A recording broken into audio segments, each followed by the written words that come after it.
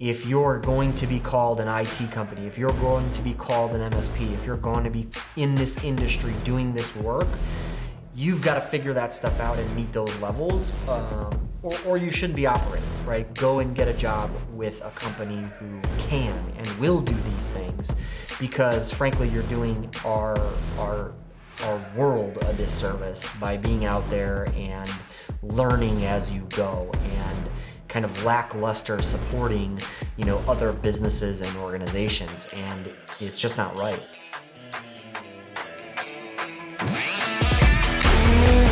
Some days I am frankly appalled by what I see in the IT Facebook groups, the Reddit threads, things like this, right? This week it was, somebody asking point blank, how do I monitor Windows Server backup? And it's like, what are we doing here, right? Another one was an IT company getting called in on the weekend because the current incumbent MSP doesn't work on weekends, apparently.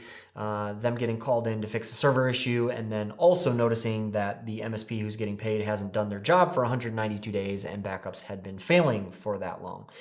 And it just leads me to this, yes, it's brash, but it's the truth. I think frankly, that some IT shops should not be in business and they should be closed down. And it's unfortunate that people are paying good money to, probably well-to-do people. I get that, right? But if you're not able to, meet a minimum level of service in this industry, you really shouldn't be operating a business or be, hanging your hat as a one-man band, whatever it might be. There are some needs and some necessities and best practices and a lot of layers and proactive things that should be happening as a minimum. And it can give the rest of us in the industry a bad name because there's a guy out there who will do it for $50, right? But do it very lackluster and not to the level, frankly, that it should be. And even more so now, right? Backups should be a minimum standard, right? Of course, 100%. And now as we move into this cybersecurity landscape, there's probably a few more layers that should be added to that minimum requirement or minimum level of service.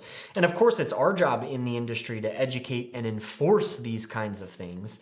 But if we've got a bunch of guys running around not doing the job correctly and not kind of ensuring that these minimums are met, or saying that they're doing it, worse yet, and charging for it, but not having the time, the capacity, or the know-how to make sure that it's being done correctly.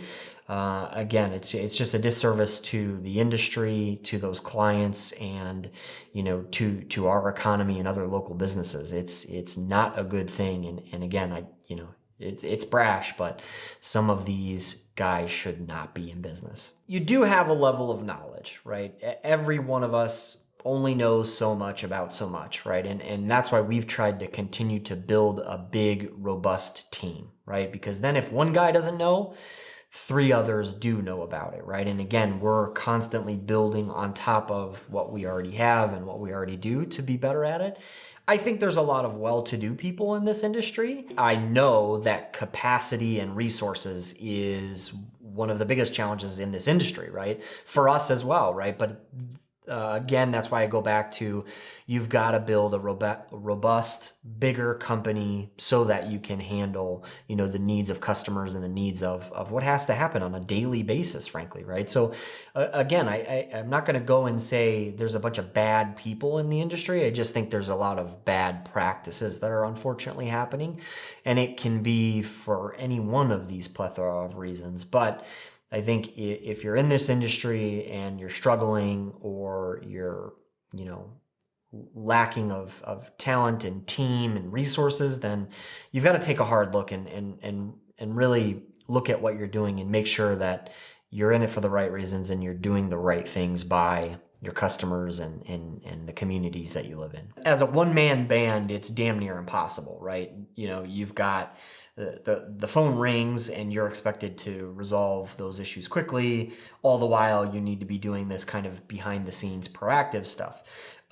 Tools and technology enable you to, automate a bunch of this stuff and to really, do more than just your own 2 hands, but that stuff's expensive too. So yes, you've really got to grow and grow quickly to be able to afford the time, the resources, the tools, all of these different things to get things done. And so for me, yeah, it was, early on, I struggled to really get off the ground just as any business would. And I took a long look at that and I said, well, I'm going to give myself till the end of the year and I've really got to get some momentum going here or I'm going to go get a job. And there's nothing wrong with that. I think so many people get hung up on the entrepreneurship, the business side of things, and there is nothing wrong with being a hardworking individual making good money at a job, at a company that cares about you and that you care for and things like that.